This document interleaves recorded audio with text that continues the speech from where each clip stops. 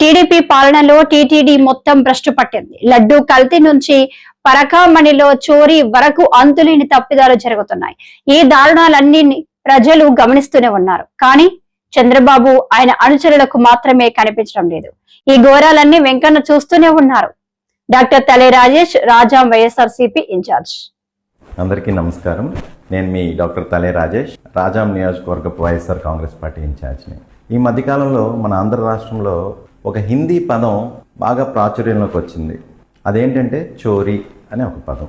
ఈ చోరీ అనేది క్రెడిట్ చోరీ దగ్గర నుండి, డేటా చోరీ దగ్గర నుండి, ఓట్ల చోరీ దగ్గర నుండి ఈరోజు అది మెల్లగా ప్రజల దగ్గర నుండి, నాయకుల దగ్గర నుండి, చేసిన మంచి పనుల దగ్గర నుండి ఇప్పుడు కలియుగ దైవం అయిన తిరుపతి వెంకటేశ్వర స్వామి వరకు వచ్చింది. ఇదే పరకామణిలో చోరీ. దీని గురించి మనం ఇప్పుడు మాట్లాడుకుందాం.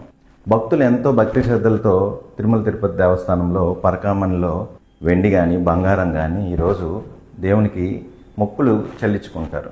అలాంటి ఒక పుణ్యక్షేత్రంలో ఈరోజు చూస్తే ₹1,00,00,000 అంటే 2024 సెప్టెంబర్ నుండి 2025 జనవరి వరకు ₹1,00,00,000 వెండి బంగారము పోయాయి అని అందరికీ తెలుసు. అధికారులకు తెలుసు, తిరుమల తిరుపతి దేవస్థానంలో ఉన్న వాళ్ళందరికీ తెలుసు, రాష్ట్రంలో ఉన్న ప్రజలకు తెలుసు. కానీ దౌర్భాగ్యం ఏంటంటే ఇప్పుడు దాకా దాని మీద పటిష్ట చర్యలు తీసుకోలేదు.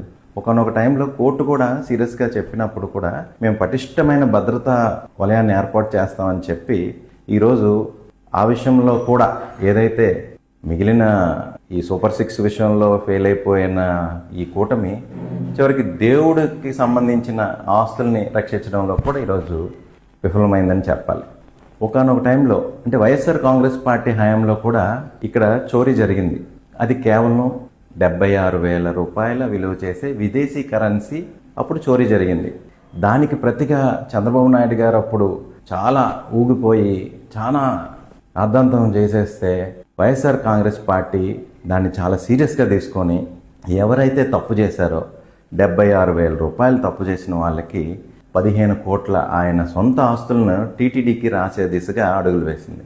అంటే ఎక్కడ ₹76,000 చోరీ, ఎక్కడ 15 కోట్ల రికవరీ. ఒక్కసారి ఆలోచించండి. రికవరీ ఇన్ ది సెన్స్ ఆయన ఆస్తుల్ని ప్రభుత్వం ఆయనతో టీటీడీకి బోర్డుకి రాయిపించేసింది.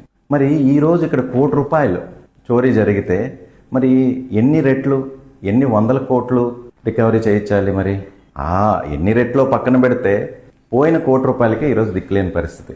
ఎవరైతే చెంచలయ్యని ఉన్నారో ఆయన ఈరోజు విచ్చలవిడిగా ఈ తప్పులు చేస్తూ ఆయన ఏ బంగారం షాపులో లాలూచీ పడ్డారో తెలిసినా కూడా ఆయన మీద ఒక చిన్న పెట్టి కేసు పెట్టేసి ఆయన బయటకు వచ్చేసేలా చేసి చివరికి ₹1 కూడా రికవరీ చేయని దౌర్భాగ్య స్థితిలో ఈరోజు ఆంధ్ర రాష్ట్ర ప్రభుత్వం ఉంది అని మనకు తెలుస్తుంది.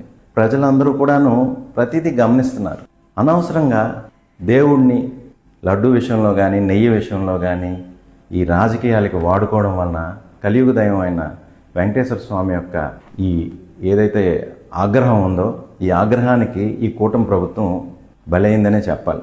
చేసిన తప్పులకి ఇప్పుడైనా సరే ప్రాయశ్చిత్తంగా ఈ యొక్క పరకామణిలో ఏదైతే జరిగిందో దాన్ని రికవరీ చేయాలి. ఈ భద్రతకు మరింత పటిష్టం చేయాలి. ఇంకెప్పుడు కూడాను దేవుడిని, మతాల్ని, కులాల్ని రాజకీయాలకి వాడుకోకూడదని ఈ సందర్భంగా తెలియచేసుకుంటూ సెలవు తీసుకుంటున్నాను.